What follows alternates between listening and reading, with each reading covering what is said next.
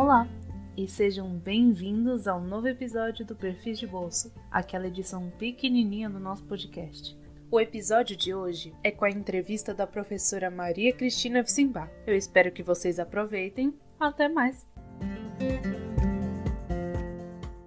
Parece que 68 foram quase que 10 anos, porque tamanha a movimentação, tamanho dinamismo e tamanha intensidade com que a vida transcorria naquela época, né? Acho que quem viveu 68, né, a partir de movimento estudantil, a partir como estudante, seja como estudante secundarista, seja como estudante da universidade, sabe disso, né? Ou seja, isso foi um marco na vida da gente, né? Então, na realidade, 68, eu entrei na faculdade em 68, mas eu não cursei nenhum curso. Eu fui voltar para a universidade no segundo semestre ou em 1970, né? Porque não dava para ficar dentro de classe, né? Ou seja,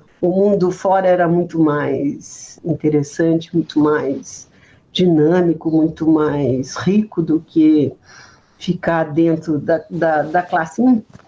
É gozado porque não tenho lembrança da sala de aula em 68. Eu tenho lembrança do centro acadêmico, eu tenho lembrança das assembleias, eu tenho lembrança do CRUSP, mas assim, não consigo me lembrar dentro de sala de aula.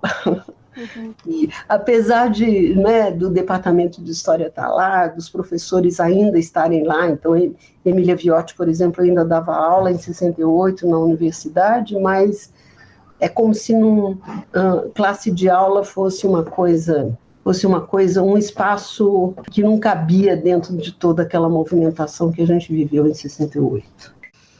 E você acha que o regime impactou muito na vida dos estudantes em geral, Cris?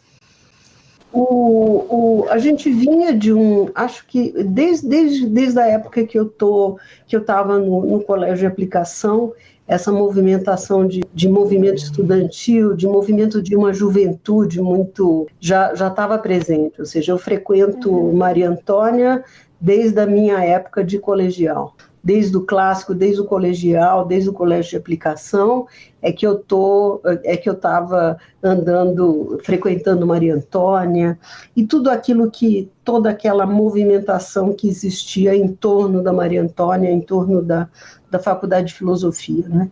E era uma movimentação que implicava em vida cultural, em amizades, em assembleias, em manifestações de rua, ou seja, todo dia à noite a gente ia para Maria Antônia, né? Ou seja, isso desde a época de 64. Uma vida cultural intensa e teatro de arena, os bares daquela região, então o Bar Redondo, a Galeria Metrópole. Então, existia em torno da Faculdade de Filosofia uma movimentação cultural, social e, né, de trocas de experiências que era alguma coisa intensa, não é? E que depois acabou, de alguma forma, se transferindo para o CRUSP, né? Onde eu vivi também em 68, né? Acho que se existia alguma coisa que a gente não conseguia ouvir falar, era rotina, ou seja, a rotina era uma coisa totalmente, né, fora. 68 é alguma coisa, né, foi alguma coisa marcante na minha vida, né?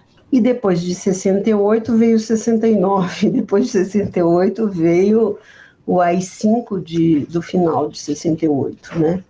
E o AI-5 veio com uma extrema violência, né? Então, depois de uma vida, né, dentro do CRUSP, o AI-5 significou, de alguma maneira, uma virada significativa na vida da gente, né? Na vida de todo mundo que vivia aquela época, né? Bom, Cris, muito obrigada por compartilhar suas histórias com a gente. É muito importante ouvir sobre isso, né? E aproveitando que você já falou um pouco das suas experiências dos anos 60, 70, e até entrou na questão do CRUSP, como que foi morar lá? Você pode compartilhar com a gente essa experiência também? O CRUSP vivia uma época também de agitação, de agitação de movimento estudantil, e num determinado momento, acho que por volta de abril, ou março ou abril de 68, os estudantes ocuparam o Bloco G, não é? E o Bloco G, onde eu fui morar, no apartamento 511, né, foi então uma ocupação dos estudantes, e era um bloco misto, né? Então eu consegui me inscrever e ser admitida no CRUSP exatamente pelo fato dele ter sido ocupado, e quem gerenciava, né, o Bloco G eram os estudantes. Então não existia, os outros blocos eram ou masculinos ou femininos, mas o Bloco G não, né? O Bloco G era misto, com apartamentos, né, andares e apartamentos de meninas e de meninos, e foi num desses apartamentos que eu fui morar logo no começo da ocupação, né? Eu vivi no CRUSP desde a ocupação do Bloco G até a tomada do CRUSP pelos militares, né, próximo ao AI-5, né? Então foi essa a minha vivência no CRUSP, né? Eu trabalhava durante o dia, eu saí de casa e precisava me manter. A saída de casa não foi muito fácil, ou seja, mas a hora que eu saí de casa eu fui trabalhar para conseguir me manter, né? Então eu vivia muito o CRUSP à noite, quando eu voltava do trabalho, e eu trabalhava no serviços pessoal do Hospital das Clínicas, fazia parte de assistente de administração, né? E depois, no final do dia, eu voltava para o CRUSP, onde eu morava, então, nesse apartamento 511, com mais 4 colegas, né? Uma delas, uma colega de história, uma colega de geografia, etc. Né?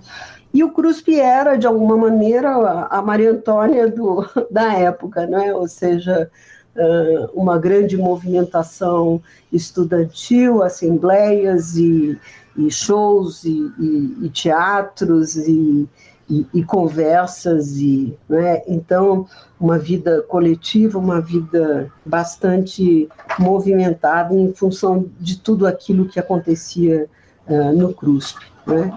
Então, o CRUSP era quase uma extensão da Maria Antônia, né? Ou seja, tudo aquilo que eu havia vivido anteriormente no centro da cidade, na Maria Antônia, no Metrópole, etc., eu acabei vivendo no CRUSP, né?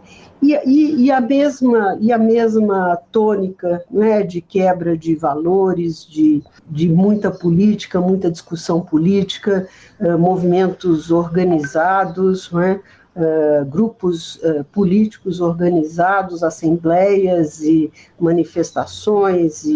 Então, o CRUSP era um universo bastante movimentado também, no sentido de condensar, não é, toda essa vida social e todos os movimentos de resistência contra a ditadura, né? Tudo aquilo que era possível a gente fazer na época para resistir ao regime, né? Eu vivi o CRUSP até o fim, né? Estava lá quando ele foi tomado, quase uma verdadeira operação militar, e tanques se aproximando, um clima difícil inclusive de lembrar, porque um certo temor, né? A gente morava no Bloco G, e a hora que os tanques começaram a chegar, a gente acabou subindo para o telhado e aí todo mundo foi preso, etc. Então foi um cenário de horror, né? Tamanha como se fosse uma grande operação, né? Uma grande operação militar, né? Éramos cerca de 1.400 estudantes, né, que moravam no CRUSP, e é isso. E aí o CRUSP acabou, e de alguma forma a vida da gente sofreu um baque muito grande, né? Você sair de uma vida comunitária, de uma vida onde você tem os seus amigos, os seus namorados, os seus colegas e, né, as suas atividades, e de repente não ter para onde ir, né? Porque de alguma forma tudo, né, tudo foi um momento difícil, mas a experiência do CRUSP foi alguma coisa significativa e impressionante, principalmente por conta disso, né? Os militares diziam que era um antro, né?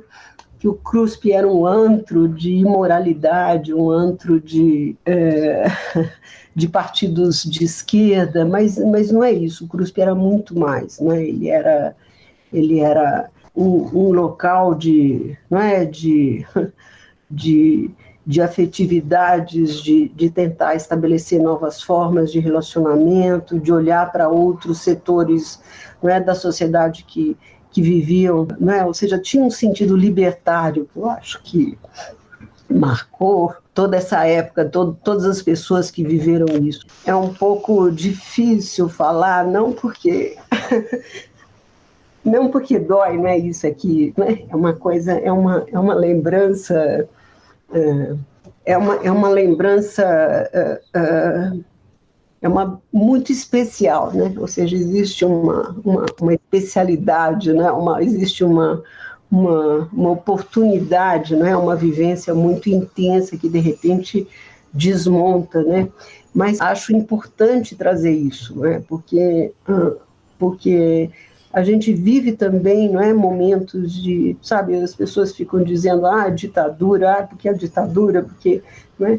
Mas, sabe, esse conservadorismo que existe atualmente, ou seja, como é importante a gente resgatar, né, a luta contra o conservadorismo, contra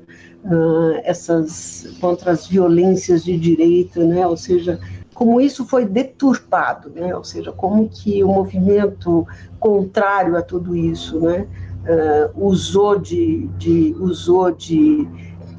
não só de uma violência extrema, né, como usou de preconceito, usou de fake news, ou usou né, de rótulos, né, que botavam, né, em cima da gente, como se a gente fosse um bando de loucos, de imorais, né. Eu fui presa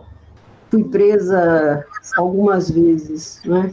E eu lembro, uma das prisões foi por conta do inquérito militar que teve em cima do CRUSP, né? Então,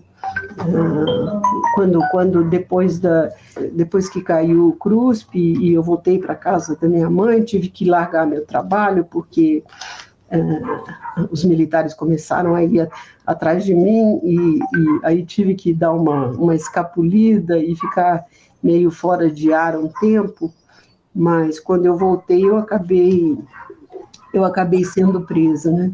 E como fala o Lencastro, eu fui presa, mas não fui torturada, né? Pelo menos fisicamente não fui torturada, né? Então acho que é sempre bom a gente deixar isso claro, né? Que alguns colegas e alguns amigos morreram na tortura, morreram assassinados, e então fui uma presa não torturada fisicamente, né? Mas a gente, essas experiências, né, são experiências com as quais você percebe como que a violência extremada quebra a tua perna, né? Ou seja, ela quebra o seu ânimo, ela quebra a sua... Então, é uma coisa que tem que estar sempre na memória, não é? Ou seja, como que essas situações de extrema violência acabam, né, com os sonhos, com os ideais, né, com as expectativas da juventude, né? Uma coisa que a gente tem o tempo todo que lutar contra, né? Então, é um pouco isso.